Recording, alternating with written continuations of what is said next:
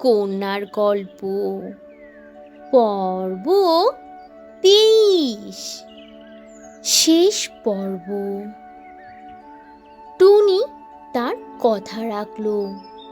সারা মেঘরাজ্য খুঁজে খুঁজে নীল মেঘের বলা সেই কাঁটাযুক্ত গাছ খুঁজে বের করে, আর এরপর সেই গাছ থেকে অনেক কষ্টে সে ফুল সংগ্রহ করে। আর সেই ফুল হাতে পাওয়া মাত্রই সে আর একটু কালক্ষেপণ না করে মেঘকন্যাদের কাছে নিয়ে চলে আসে। আর যখনই টুনি সেই ফুল মেঘকন্যাদের সেই লোহার জাদুর খাঁচার তারাতে স্পর্শ করে, তখনই সেই জাদুর লোহার খাঁচা অদৃশ্য হয়ে মেঘকন্যারা আবারও মুক্ত হয়ে যায়। আর টুনি তো এভাবেই তার কথা রেখে দিল, মেঘকন্যাদেরকে মুক্ত করে দিল আবারও। এখন পালা মেঘকন্যাদের কথা রাখার।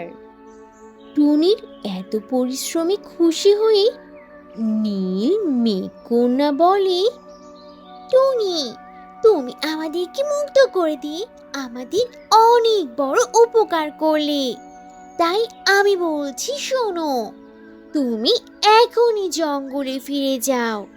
আমি এক্ষুনি জঙ্গলে বৃষ্টিপাত করিয়ে দিচ্ছি, তুমি আর একদমই চিন্তা করো না।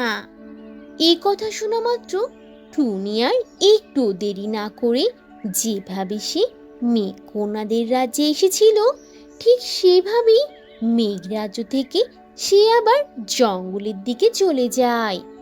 আর যে কথা মেঘকন্যা বলেছে ঠিক তেমনই কাজ করে। জঙ্গলে টুনি ফিরতে না ফিরতেই বৃষ্টিপাত শুরু করে দেয় তিন মেঘকন্যারা। এরপর টুনি, যোগু, কণিকা, রূপসী টিয়া সহ সবাই মিলে অনেক আনন্দ করতে থাকে জঙ্গলের মধ্যে।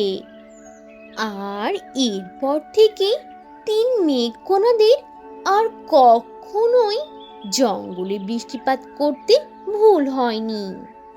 আর এতে করে টুনি ও তার বন্ধু পশু পাখিরা জঙ্গলের মধ্যে আগের মতনই আবারও সুখে শান্তিতে বসবাস করতে লাগলো। আর এই খুশি মুহূর্তের মধ্য দিয়েই তিন মেঘকন্যা আর টুনির গল্প শেষ হয়ে গেল। তো বন্ধুরা, এই ছিল আজকের গল্প।